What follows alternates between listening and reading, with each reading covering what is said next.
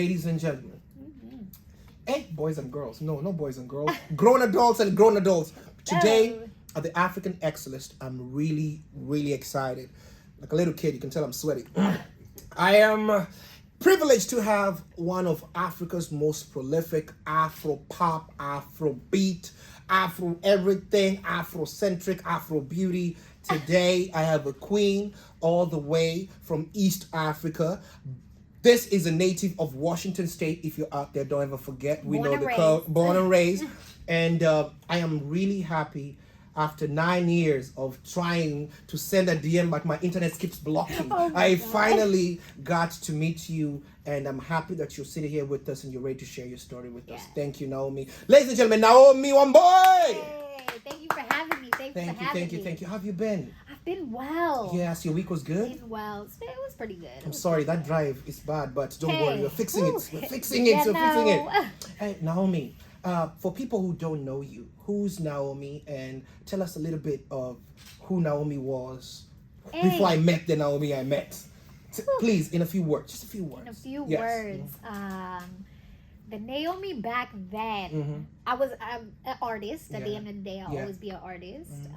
But she was worried about what other people thought. She was, you know, kind of insecure because the things that went on in the industry didn't support her true self. You feel me? Yes. And you wanted to bring some different flavor. But they wanted me to do something else, and in the industry, that's what they always make you do, you feel me? But the Naomi today, different. I am a mother first and foremost at the end of the day. Snap. I had taken a break from music for a while. I'm still figuring things out, trying to get my plan together. Yes. But I feel like I'm growing into my true self. Your true self. And I'm still working on it because it's a work in progress. Continuously. But, okay. Yeah. But, cheers to that. I'm loving life. Okay. I'm loving life right now. Ladies and gentlemen, for those who don't know, Naomi has been singing since the age of 13 or 14. 15 professionally. 15 professionally, but she's been singing since she was born. I sing in the shower too, so it's not the same. Professional, but me, I'm not professional. I've just been doing it. But where did this love for singing? Because you just didn't wake up and start singing. Yeah. How did it come? Were you somewhere and you started and you were like, I need to speak, but I need to sing it? Yes. How did it come about? I mean, I was born and raised in the church. Nice. Always went to church. My parents made sure we did. We were involved in the church. Wow. And choir especially. I was a president. Okay. Okay. But we had this one choir director. Sorry, my allergies. Oh, sorry. We had this one choir director, and he made us sing a solo, like each person individually, and then we found out that I was a soprano.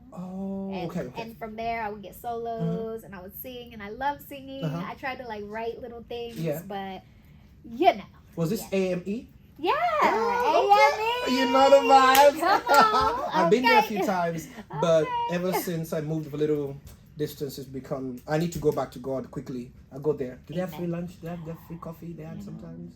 After Corona, things have changed. Okay. All right. Ladies and gentlemen, Naomi Wamboe also has an interesting fact. Now, for those, I know you Generation Z people are like, but we millennials used to have something really cool called the BET. Oh. Okay. 106. And Park after class. Oh, he taking it way back. Oh, you taking it way back. They don't know nothing. We gotta tell them. They don't know. Back then, they used to have a competition. Was it like every periodically? Wildin' Out Wednesday. This is before Nick Canyon started popping our babies, right? This was when he had a restraining order on his balls. But right now, 106 in Park, Wildin' Out. Yeah. And there was a competition. Yeah. Tell me about it. Wildin' Out Wednesdays, they would bring 3 artists to come on the show, whatever they would perform, and they would win, We were talking about BET, the experience. What happened? What was this show? Some people don't know anything about the BET experience. What was 106 in Park? 106 in Park was that vibe, okay? Yeah. That was for us for back in the day. That's where we went to listen to music. That was the coolest spot. Yes. Any new artist that came out before America Got Talent. They were there. Before, what's this rap? That's where people would come and do it. And ladies and gentlemen, you and KANJA were the first Africans on that platform. We were the first. How did that happen? Africans, you know. Before the video, before Whiskey, before all these people, you guys were on 106 in Power. Sometimes I see like tabloids talk about BET, this guys, and no, I'm not raining on anybody's parade. I love Burna Boy, I love all these people. Yeah. You know, Chibude, I love all of them people who can keep a wife. But what I'm saying was, excuse my English, but you were the first Africans on BET. We were. It was epic. It was epic. Back then, it was like, you know, people talk to people. They hooked us up. You know, KANJA had all the connections. Of course, King KANJA. Shout out to King KANJA, but for no reason, shout out to King KANJA. We love you, man. I love that hat he always has on. He looks kingly. He's been Wakanda before Wakanda. They should have given him a part. I think they cheated on him on that stuff, man. Talking about King KANJA, ladies and gentlemen, if you don't know King KANJA, go Google that on YouTube. Everywhere. King KANJA, one of the most influential, prolific Afrobeat, Afro superstars. We don't even say Afrobeat no more. Afro superstar. He's a superstar in his own right. I mean, How was it? He doing it. Like me and KANJA, we got connected through like family, and he was actually one of the artists like I had collabed with. We did like 3 songs actually. Nice, Paradise. Paradise, like, That's I watched Paradise, man. Yes. That was beautiful. It was beautiful. Okay. Shot in Mombasa. Okay. But yeah. That's a good experience. Yeah. Then from we've flown. Actually, me and KANJA have flown. Like we did a show in Vegas. Yeah. For Oh yeah. Rugby Sevens, like, yeah, that was we go good. way back like 4 flats. You know what I'm saying? Now, when you move from there, what other artists apart from King KANJA have you been privileged to work with? You know, like back the day, I started at Caliph. So, No. What you mean? Hey! Well, I'm an OG. You're almost making me speak Swahili right now. You were in Italy, I'm an OG. Like, California. People, no, I'm OG. Okay, You I'm did OG. release songs in Cali before? How was that experience? How did that happen? Yo, it was crazy. You know, like my Uncle Spike. Okay. Had connections with like Lemo. Yeah. Hooked me up with them. Yeah. And this is back in the day, like when Caliph was like popping. You feel me? And it's still popping in its own way. Of course, Okay, of yes. course. Mhm. But I did a song with Jim Watt. That was the first song that I had actually recorded professionally. Professionally, correct. Hey, what was that song? Tuna katika, Tunakatika, tunakatika, nastaya genge. I love that song. I love that song, man. Okay. Yeah, Kenya. Kenya. Correct. Kenya, correct. Yeah, and then I also did a song with Major. Yeah. This is what Major was like Coming up. Yeah. He was coming up before Landlord and all the other songs he made. Wow. Yes. And at this time, ladies and gentlemen, for you're unfamiliar, there were 2 big, powerful music houses. That's where the Dr. Dre of Kenya was. Okay. You either had to go with the Red Dragons, which were, or go for DJs, or you go to Cali where the mellow, the vibe, the setback. And just for the reference, around this time, what genre of music was standing out in Africa? Because a lot of people fight me about the facts. It was genge. East, West, South. We were the people making the sound. Nigerians, nobody even heard of them yet. At that time, there was no Wizkid. Right. Davido was not even in existence, right? Chibude was still looking like before ups, before makeup. But these guys don't understand what genge was at that time, and you were one of the pioneers at that time. You stepped in the industry, and it was tough for you, having come from States. What was your biggest challenge trying to work with artists back home as an extrovert from another country? Extrovert, diaspora. Extrovert. Yeah, that's what I took my extroverts, my summer bunny. I mean, like back then, okay, I was like 15. Yeah. And actually with Tuna Katika, I won an award, Chagua Latinis. Yes. And even going to receive the award, I couldn't speak Swahili. And they're looking at you funny? Yeah, and then, you know, also, like, Caliph, I mean, back in the day, like, the industry wanted you to do what was popping at that time. And it's based on the corporate, or who was he based off? Yeah. Corporate. And that's not really who I was. You get, so it was really hard. I couldn't like relate really to my fans as well. Because you're trying to be true to yourself, but you also want to not offend the industry. Yes, and at the same time, I could sing in Swahili, but I couldn't speak it. You get, and that kind of like didn't make it authentic for some of them people. Yeah, because how do you sing something you don't really? You don't know. That's not your lingo every day. Yeah. But you had a run in Kenya. and you came back to States again. You worked with a bunch of nonprofits. Ladies and gentlemen, if you don't know philanthropic work that this amazing lady does, tell us, share some of your amazing work and experience within the Greater Seattle area with philanthropy. I am an ambassador for One Vibe Africa. Hey, we shout out to One Vibe. Over here. Shout out to our Simon. Yeah. Okay. Yes. Yeah. This is good. And you did a lot of stuff in Seattle. And I did. I was also like, I would do like, I was involved in my community. Yes. I was involved like before Corona when community was community. Yes. Yeah. I was involved with the kids mostly at the computer clubhouse, Intel Computer Clubhouse in Tacoma. I would always involved in church, of course. Of course, yes. Also, like going to schools, helping them out with the younger kids. Yeah. Just wondering. Shout out to the kids, man. Shout out to the kids, by the way. Shout out to the kids. Just wondering. Superstar, first African BET, and philanthropy. How did you like? What inspired you to be giving back to the community? Because I know a bunch of artists. I even try to work with them myself. And philanthropy is not in their DNA. It's either Gucci, Versace, or Modellini, but it's not like giving back. Yeah. What touched you? And I've seen your sister too. Shout out to Angie for no reason. For no reason. Shout out to Angie. But what made you, also your family, I'm seeing there's this element of philanthropy. What pushed that for you guys? I will say, it was growing up in the church, honestly. From the time we were like couldn't even walk. That is really what we had.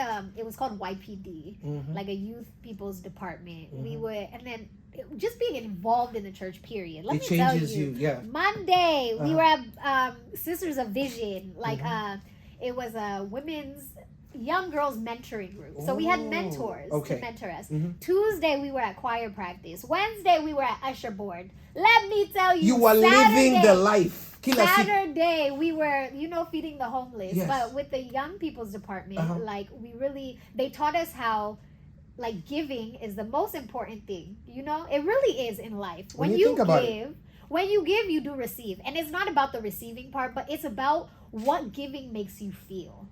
And it has always made me feel good. Period, point blank. If that's like even just giving what I have, like a couple dollars or something to someone, even though it doesn't make a big difference, but like I helped you, and it's not for my personal gain. I want you to suffer less.